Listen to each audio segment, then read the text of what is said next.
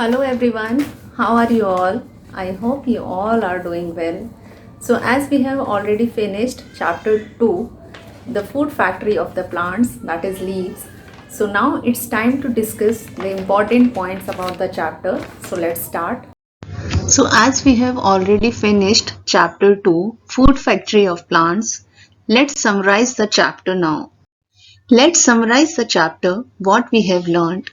In the beginning, we discussed about various parts of a leaf. The flat part of the leaf is called leaf plate. The upper and lower sides of a leaf plate are different in color. The upper side looks smooth and dark in color, while the lower side is rough and light in color.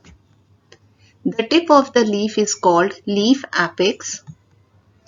In the middle of the leaf, thin tube is there, which is called midrib. The other smaller tubes run from the midrib. They are known as side veins. Side veins carry water, minerals, and food to the whole leaf and other parts of the plant. Then we discussed about the process of photosynthesis. This is the process by which plants prepare their own food. Green plants as they contain green pigment called chlorophyll. This pigment converts solar energy into chemical energy.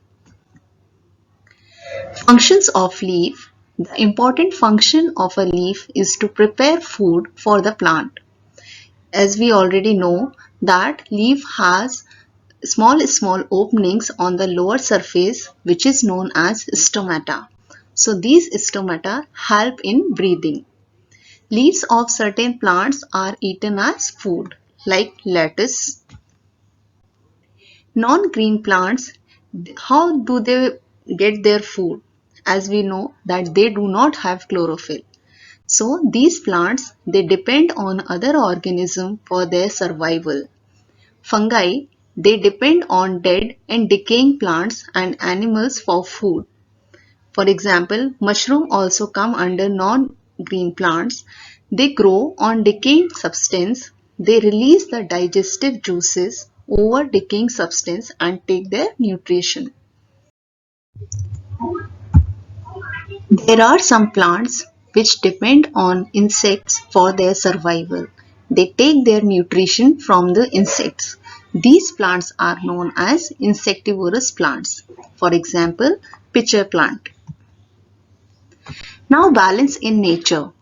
As we know that we need to protect the plants and animals in order to maintain a balance in nature, like wildlife areas, national parks, raising awareness about cutting trees, and encourage to plant trees.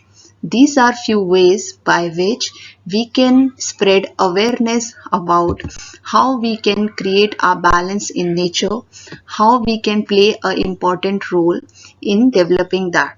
And here is your activity. What you have to do is collect different leaves, dry them and paste in your notebook. Write the details about them. The second one is interdisciplinary activity. You can write a science fiction story about a plant that used to be green but lost its chlorophyll.